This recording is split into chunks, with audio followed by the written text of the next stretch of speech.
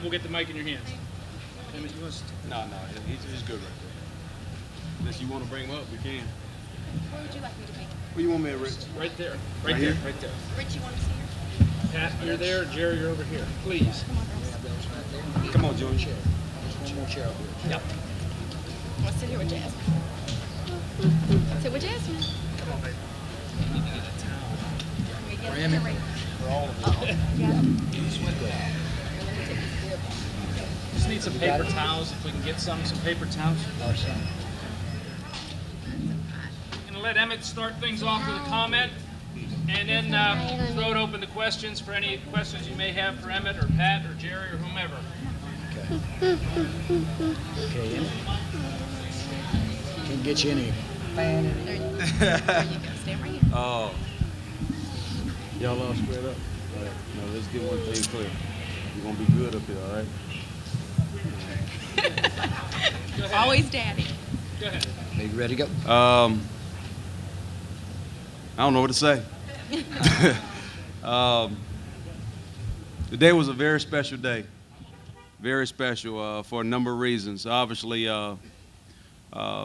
individually, but when you think about the individual accomplishment that occurred today, I cannot go on and just pat myself on the back because so many people have been so inspirational in the whole process.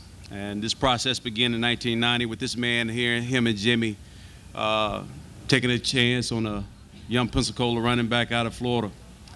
And hopefully I haven't disappointed him over the 13 years we've been together.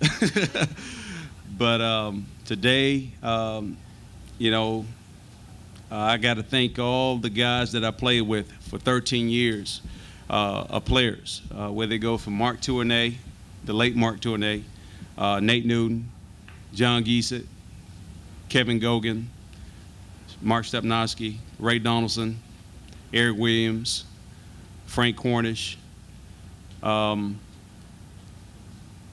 guys that I play with right now, Flozier Adams, Derek Kennard, Gerard. There's so many names that I mean, I had them all down, but now I lost them. But all these individuals has played a major part in terms of allowing this, what you saw today or what you witnessed today, happen. And I'd just like to say thank you to all those guys because they definitely mean so much. Darryl Johnston, who led the way for a lot of those yards. Micah Irvin, who gave me inspiration when things got hard. Troy Aikman, who threw the ball down the field and allowed defenses to stay back in cover two and gave me running room. Jay Novacek and Alvin Harper and Kevin Martin and many other guys. Norv Turner, Ernie Zampese, Chan, Chan Gailey, and all the way up to Bruce Cosley right now. And all the coaches that I've been with, Broski, Shellman, and Galen now. And, you know, it's been a 13-year journey, one that has ended, but still traveling today. You know, I'm just still moving on and don't plan on stopping no time soon. So, you know, today just happened, and I thank God for that opportunity because without him, none of this probably wouldn't have been possible at all. So with him, I believe that I could do all things through him. So I thank him for giving me the opportunity to do what I've been able to do, and I just want him to know that I definitely believe in him, and he has showed favor on me throughout my whole entire life. I guess I'm answering all the questions. So, any questions? Yes. Emmitt, can you talk about the run where you broke the record? Michael Irvin said after the game, said it looked like you knew how many yards you needed, and he said you fell down. He said if he would have stayed up, he could have scored a touchdown. He's probably right. I did know because the people that's taking care of the jumbotrons kept showing it and flashing it and counted down for me. So I was very aware of how much I needed when I saw 13. And then you run out on the field and the crowd is jumping up and yelling because they feel like this is the drive. Trust me, you know, I knew. And once I broke the line of scrimmage, I knew that had to be the one. Emmitt, First of all, congratulations. And second of all, I know after you broke the record, you went to the sidelines and you had a warm embrace for Daryl Johnston. What did you guys say to each other, if anything? He just said congratulations to me, and you know, he was glad that he could be here to call the game, not only that but witness it. And I just told him I thanked him for all the work and hard work and sacrifice that he's done for me in terms of being my lead blocker for the past for probably over 14,000 of my yards or something of that nature. So you know, and I just wanted to let him know how much he meant to me in this whole process, and as a person, and as a teammate, and as a friend. Emmitt, what was the name of the play that you broke the record on, and how confident were you coming in today that you would get the record? I think the name of the play was 15 lead. That's what I think. I'm not sure, but I think it was 15 lead. Did I break it on the left side? It was on the left side? I think it was 15 lead. And how confident I was coming in today that I was going to be able to get it done. I knew we had an opportunity because of the defense that they played and the style that they played. But I do know this: when something of this magnitude is up against a team, they don't want it to happen to them. So therefore, they come up and they show and they play their best game. At the coin toss, Edmund was out there saying, "You're not going to get it today on us." During the course of the game, you're not going to get it on us. You ain't gonna get it. He kept calling. I mean, he talked more noise today than anybody else on the Seahawks team. And so when it finally happened, he just said, "Congratulations, man." Number 90. I think it's Eatman. Say, Emmitt, how important was it for you to share this milestone with the Payton family and the Dallas Cowboys fans? It was very important, especially to try to share with the Payton family, because he's the individual that I was definitely chasing after, but he meant so much to me in terms of the things that I was able to gather from him in terms of knowledge, inspiration, wisdom, and the person that he was. And to share with him, his family, it was a wonderful thing. It was something that I've always wanted to do if I had a chance to do so. I wish I could have embraced him today. You thought you saw some tears. You probably saw even more tears today. I probably wouldn't even been able to finish the game. but not only that, but to do it here at Texas Stadium was very, very important, because this is where it all began, here at Texas Stadium. If it wouldn't have been for Jerry Jones drafting me, ain't no telling where else I would have been and whether or not I would have been still playing. But, you know, I believe God do things for a certain reason. I'm here for a reason. And I think the reason has happened today, and many more reasons outside of just the game of football. And to do it in front of the home crowd where they can witness it, I mean, making history of this magnitude is such a special thing. And I've learned how special it is when I saw Cal Ripken go through what he went through. And I saw Mark McGuire and Sammy Socha go through what they went through.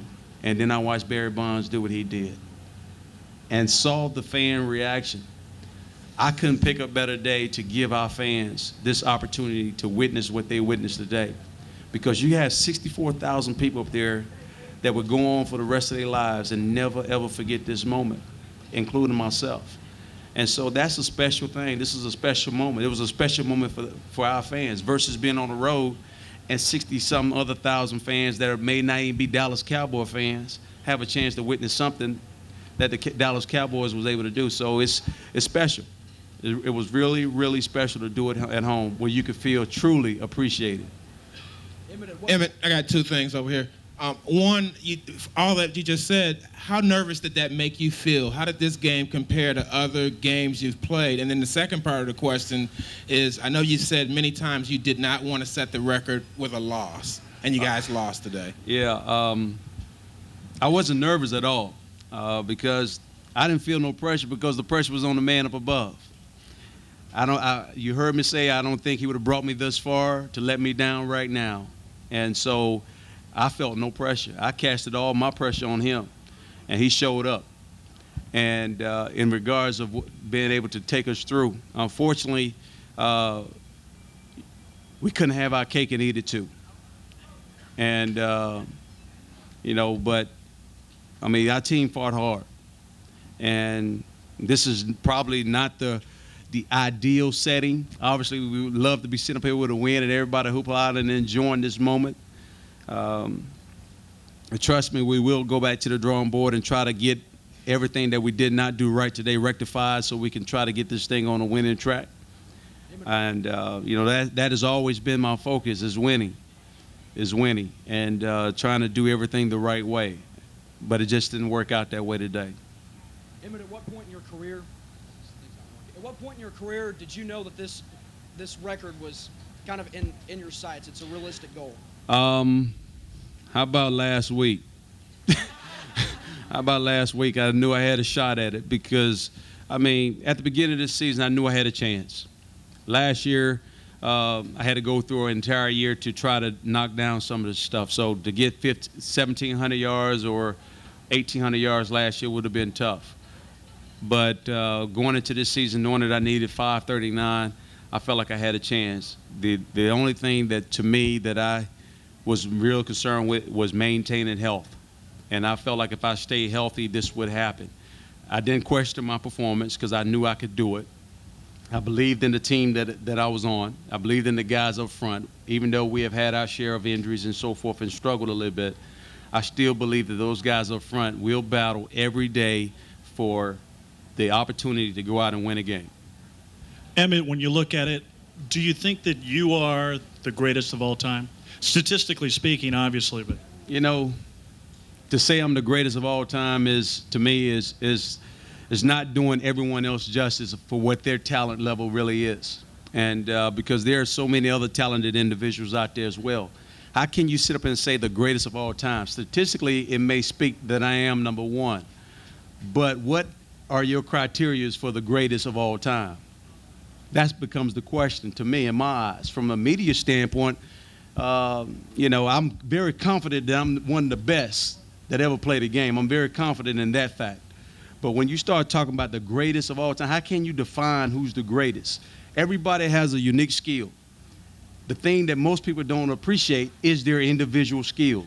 They oftentimes try to compare themselves or compare that person to someone else and someone else that have come before them. So they lose sight of truly what they're trying to compare. If you come up with a criteria that defines the greatest of all time and stack me up with those criteria along with anybody else, you find me, you show me the formula, I look at it. But until then, I can't look at it that way. Emmitt, back over.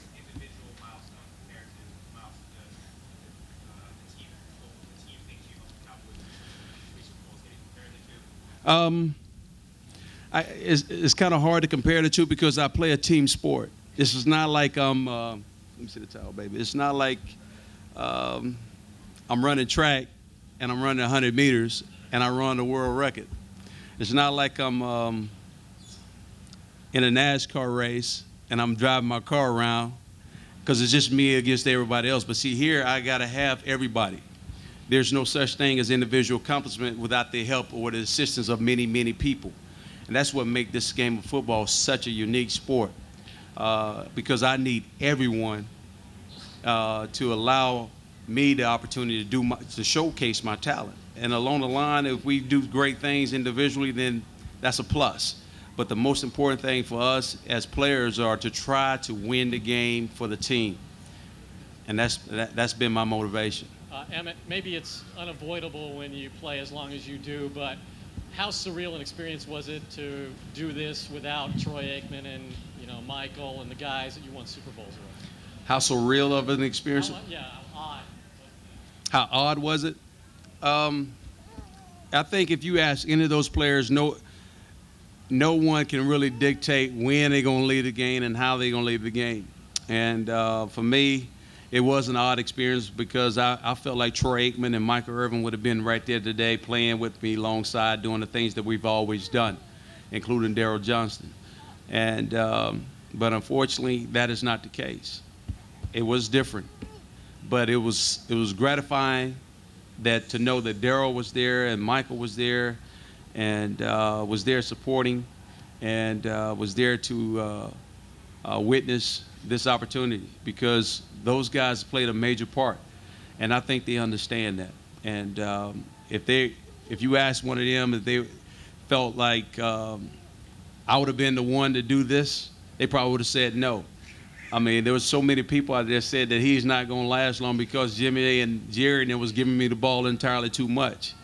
But that's not the case. I am up here right now, and this is the situation that we're dealing with, and that's the reality which I live. Emmitt, are you going to do anything special for your offensive line now? I would do something, and but I'm not going to tell you exactly what I'm going to do. Because if it was going to be a surprise, then you would ruin it for me. So, Emmitt, Walter Payton. Emmitt, over here. okay. Walter Payton said he wanted to set this thing so high a guy would have to bust his heart to break it. Mm-hmm. How high do you think you can push this record, and how long do you think it'll last? I don't know how long it's going to last. I mean, the game itself is steady evolving. There are some unique circumstances that some people are going to have to deal with. Free agency and all those things, and salary caps and all those things. But I don't know if you're going to find anybody to do it with one team, like Walter did it and like I did it. That's going to be tough, especially with the day and market that they're faced with right now. So, you know, I didn't bust my heart, but I sure worked hard to try to get here. Jerry, over here. Yes. Over here. Yes. You've done a lot for this organization, Super Bowls. Where does this rank in your experience of owning the Dallas Cowboys? This is one of the top things that right there alongside the 3 Super Bowls. This accomplishment of Emmitt's, what it meant to our fans, is right there with it. That's one of the things that motivated us in putting that permanent flag or permanent pageant up in the stadium. That'll always be there as long as there's Super Bowl flags up there, because that's how we're proud of it. Emmitt did this when the greatest, most physical athletes over the last 12, 13 years have played this game in the history of football. They're bigger, they're faster, they can cover more ground, and they can stop more plays than any other time in the history of football. And Emmitt won this rushing record for all time in the NFL, and it's quite an accomplishment. And Emmitt, you did it your way. Thank you. Emmitt, actually I have a question for your wife. What's it been like for you over the last week or so as you anticipate this, and what was it like for you today when he actually broke the record? Wow. It's been a real exciting time for our family, a true blessing.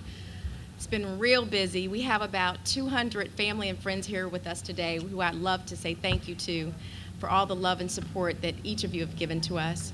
But it's just been really exciting. I couldn't have imagined just how it would feel today to see him break that. Gosh. You know, he's a good husband and a good father, and so sometimes I forget how good of a football player that he is and how hard he's worked over the years to get to this point. And so I'm just very proud of him. We just love him dearly, and we're thankful. We thank God for this day. Can you describe what it was like right after you broke the record? You kind of stopped down, went over on the sidelines. What was that like? It was very exciting. I almost lost it, but then I mean, when you're behind by 7 points, and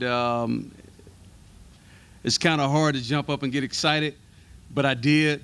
But I had to move that out the way real quick because I knew we had a job to do, and so I didn't know how long I could really do it. But they allowed me the opportunity to enjoy it a little bit more, a little bit longer than probably what I really wanted to, because I knew my job was to go out here and try to win this game and help the team do what we needed to do to win the game.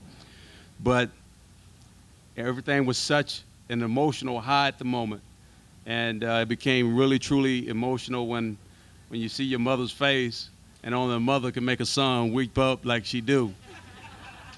And then you got your wife and your little shorties over here. And, you know, it was very, very special.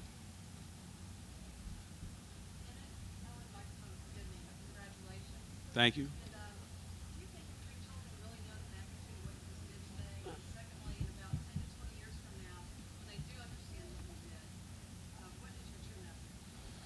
Do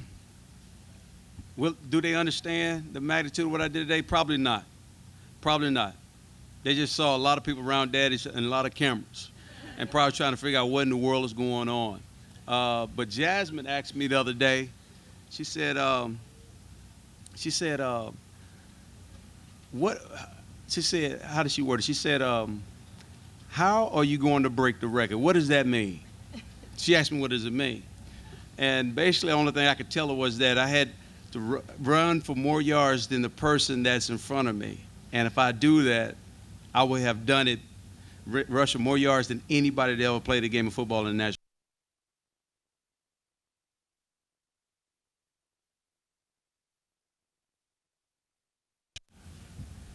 If I don't have to tell them nothing about it, which I probably won't say much about it, I don't really talk that much about football at the house anyway, but someone else will. And I think the reason why she asked, because students at her school probably say things to her. And, when I drop off sometimes, they say, good luck. And she probably wondering why they saying good luck. She know I play football. But, that is a part of history. That's a part that they can always go back and research. And trust me, we can take a lot of newspaper clippings and keep it and leave it for them to read later on. Emmitt, you talked about players who weren't here. Can you talk about the players who you were in the huddle with when you made the record? Specifically, Chad Hutchins, the first start, and how did he do today? I think Chad did well. I think that he dropped back and he threw the ball in the right direction. He did a good job of taking care of the football. Obviously, I have to look at the tape to see and hear what Bruce have to say about it all, but I thought he performed fairly well. Obviously, up front, we had a few breakdowns that where he ended up getting sacked and didn't have enough time to do what he needed to do. But outside of that, I thought he played within himself. You surpassed me. Sorry. Check.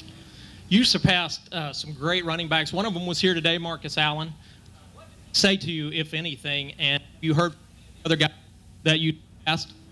Marcus only said to me that he said, "Man, you are the best. No, I don't care what nobody else say, because you are doing. People don't really understand what it takes, first of all and foremost, to be a running back in the National Football League. Secondly, they don't really have no idea or clue how hard you have to work and blessed and fortunate you have to be in terms of staying healthy and the psyche of a running back. He understands the magnitude and the work that it goes into trying to be one of the best. And he said I deserve it, and he wished me luck, and he was happy to be here. He wanted to be here, and he said, I don't care what nobody else said. They can compare this, compare that, and all that, but you are one of the best, if not the best. You deserve it. That's about it. The focus today is on the number of yards that you got, but can you talk about what this record signifies beyond just the yards and sum that up? It signifies, first of all, that one have to believe in someone higher than themselves, and then they have to believe in themselves. Because all my life I've been touted to be too slow, not big enough, and I was counted out many times. Been counted out many times in my career, my 13 years here. And I'm probably still being counted out because people want to see younger players play. But I believe truly in my own ability. I believe in Jesus, and I believe in what he has given me, and that's my talent. And I believe my talent level stacks up there with the next man. I don't care how young or how fast they may be. There's some things that he can't do that I can do. There's some things that he can do that I probably cannot do. And that to me, when I think about it from that perspective, that makes it very hard to define what's the best, because so much goes into the game of football. And, I feel like today's accomplishment was something that was predestined for me. And I just thought I lived out that destiny as best as I possibly could. And I'm glad that it's behind me. And I'm looking forward to going out there next week and getting prepared to play Detroit and hopefully come back here with a victory. Emmitt, right here. Could you name your favorite individual performance over the past several years? Did I do what? Could you name your favorite individual performance or your favorite game you've had? Over the last few years, over 13 years, I would probably say probably the Giants game in 92, 93 when I hurt my shoulder. That would probably be my favorite one.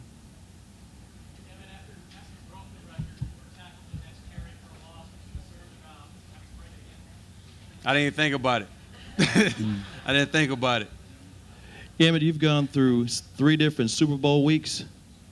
How much sleep did you get last night, and could you talk about how this week with the different media demands and the family and friends coming in and the expectation level compared to those 3 different Super Bowl weeks? I slept very well last night.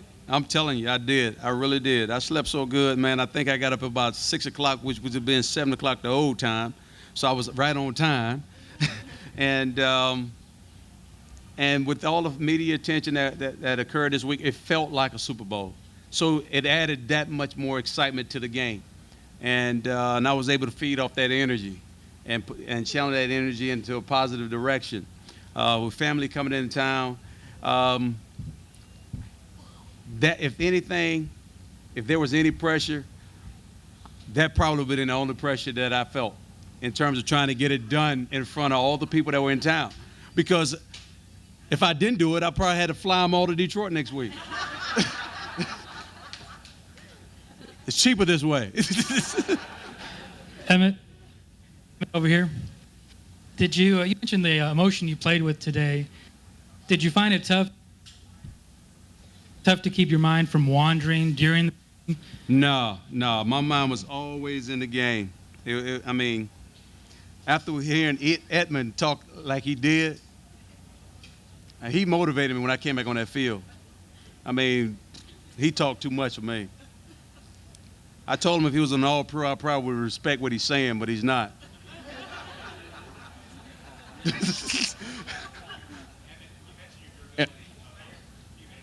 Emmitt. Formula.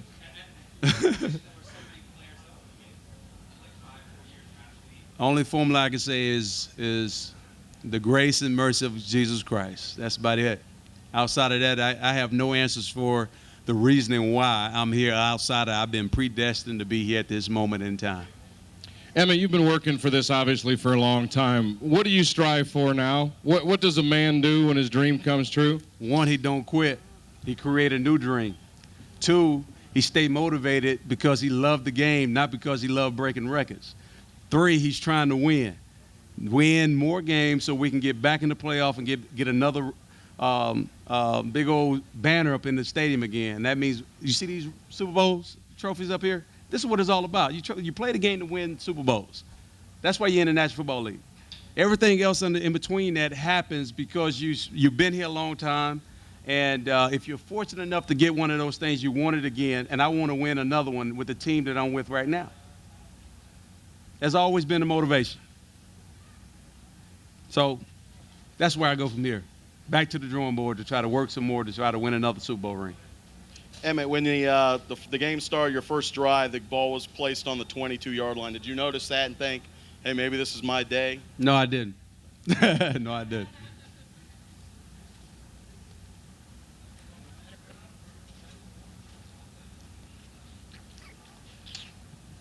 Did Larry Allen talk to you at all? He didn't play today. Was he frustrated he wasn't out there for you? No, he might have been frustrated, but he didn't show it. He was as happy for me as Michael and Daryl was. He's been a guy that I ran behind many years and have opened up great running lanes for me throughout the years. So, unfortunately, he couldn't play in this one. And if there's anything that's probably bugging him, it's probably the fact that he couldn't play in this one.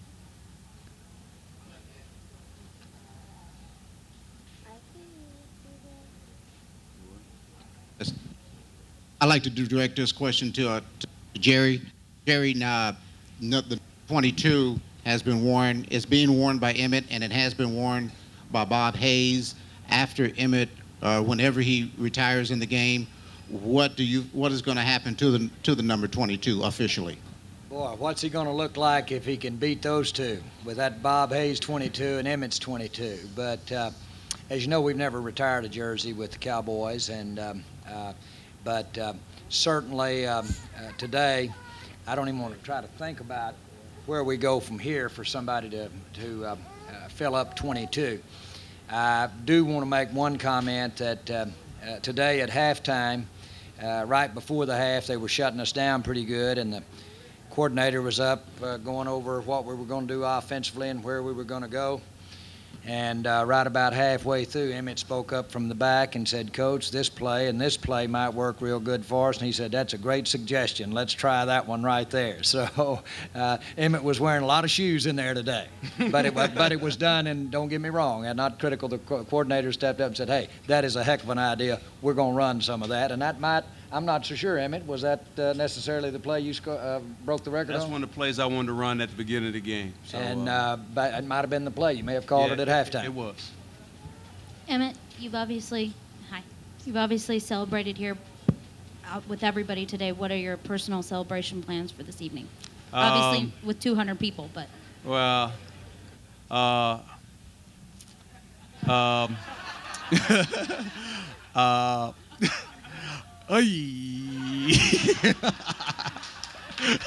can't say.